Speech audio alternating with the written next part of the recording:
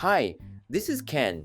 Today, I want to talk about something that most people following Tesla news probably haven't noticed yet. Over the past few days, several small updates have come out at almost the same time. And if you look at them individually, they appear to be simple minor updates. But when you connect all the dots, they start to draw a much bigger picture. In my view, Tesla has already begun moving quietly toward its next transformation phase. So, in today's video, I want to walk you through these updates one by one, explain why they connect to a single narrative, and share my perspective on what Tesla is preparing for in 2025 and beyond. If you stay until the end, I think you'll understand why this quiet period may actually be one of the most important phases Tesla has entered in the past few years. Let's start by reviewing the most recent updates. Tesla has launched a new Model Y Plus in China, offering an impressive 821 kilometers of range under the CLTC standard, that is about 510 miles. The battery comes from LG with a capacity of 78.4 kilowatt hours. Despite the intense competition in the Chinese EV market, early reports say demand is strong enough that delivery timelines are already extending. At the same time, Tesla posted a mysterious short video on its official X account, hinting at a move into Colombia. Right after that video, multiple job listings appeared in Colombia. This suggests that Tesla is not simply teasing for attention, but is preparing real operations in the region. Another update came from someone who knows Tesla's technology better than almost anyone, former Tesla AI director Andrej Karpathy. He recently tested full self-driving on his Model X, equipped with hardware for after the drive. He said it felt like being inside a maglev train pod. He described the system's recognition and overall behavior as perfect, even mentioning that the car handled passing a bus with complete confidence.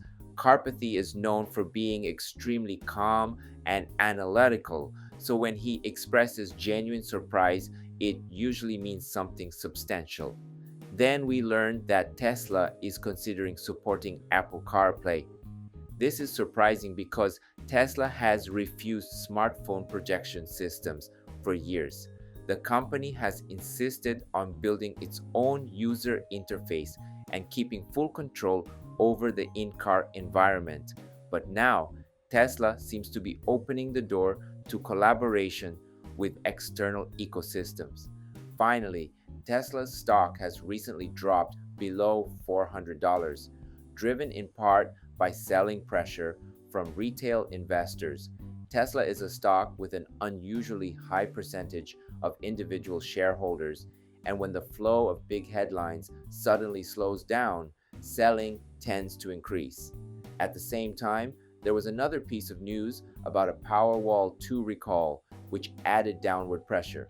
These events might feel unrelated, but I believe they are all symptoms of the same underlying shift.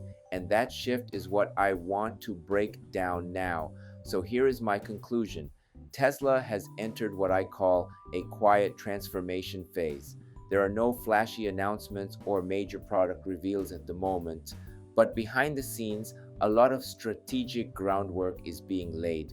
Let's go through what this actually means. First, let's talk about CarPlay.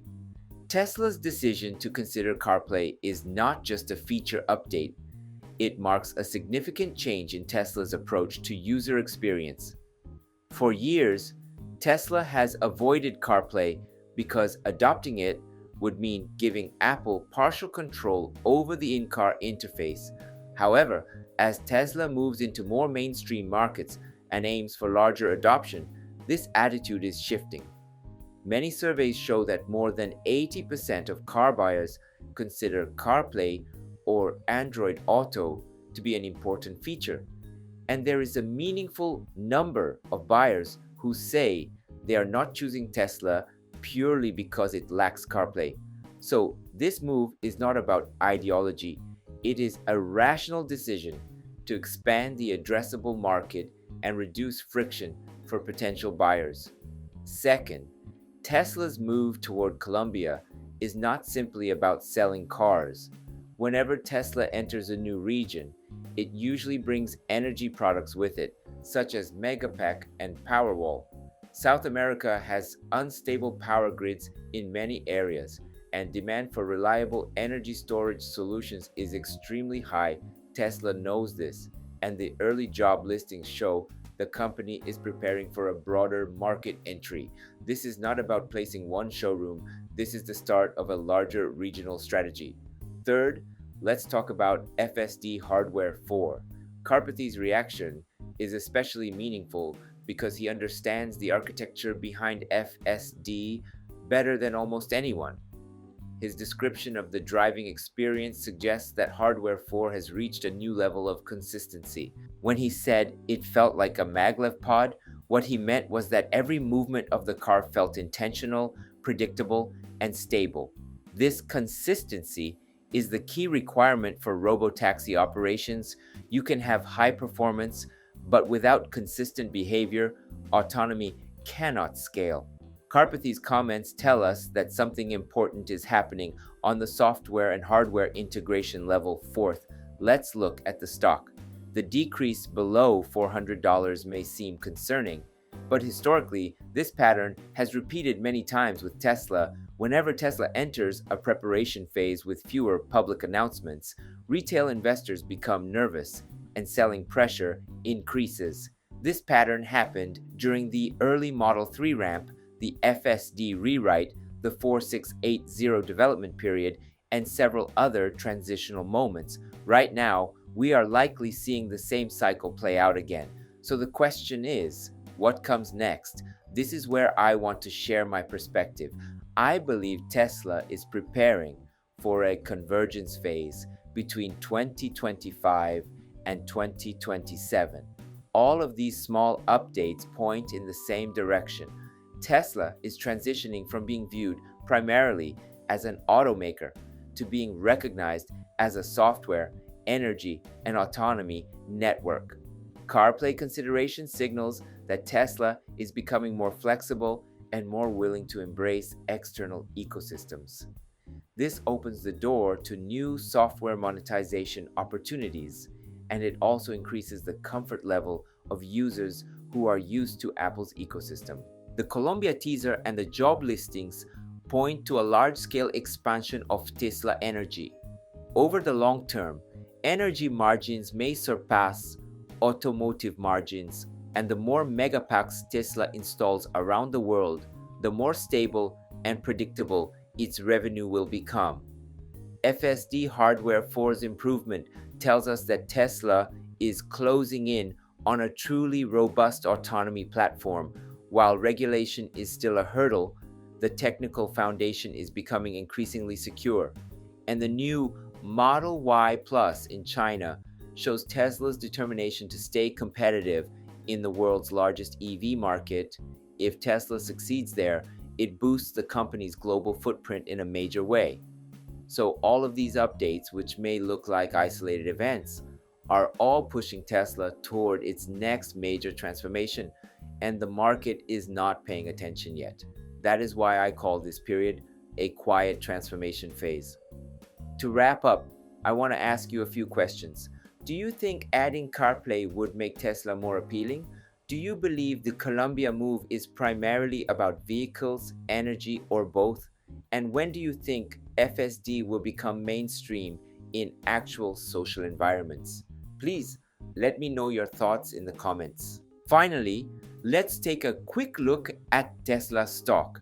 Today, it has dropped below $400 and is sitting around $398. Combined with the recent Powerwall 2 recall and retail selling pressure, the stock is experiencing a short-term downturn. But in my opinion, dips like this have historically created opportunities. That is all for today's video. If you found this analysis useful, please consider giving the video a like. I post every day, and if you subscribe, You will stay fully updated on Tesla's major developments. Thank you for watching, and let's continue enjoying life with Tesla. Before we wrap up, let me take a moment to introduce myself. I drive a Tesla Model Y, and at home, I've installed a Tesla Powerwall, so I actually charge my car with solar energy. I truly believe Tesla is shaping the future, and that's why I share the latest news and insights here on this channel. I'm from Japan, but I want to connect with Tesla fans all around the world. That's why I also create an English version of my videos. YouTube now lets you switch the audio into your own language, so you can enjoy it in whatever language you prefer. Most of all, I'd love to connect with Tesla fans everywhere so we can support Tesla together. I also share updates on X, so feel free to follow me there and let's connect. And if you haven't already, please subscribe to this channel. I'd really appreciate it. Thanks for watching, and I'll see you in the next video.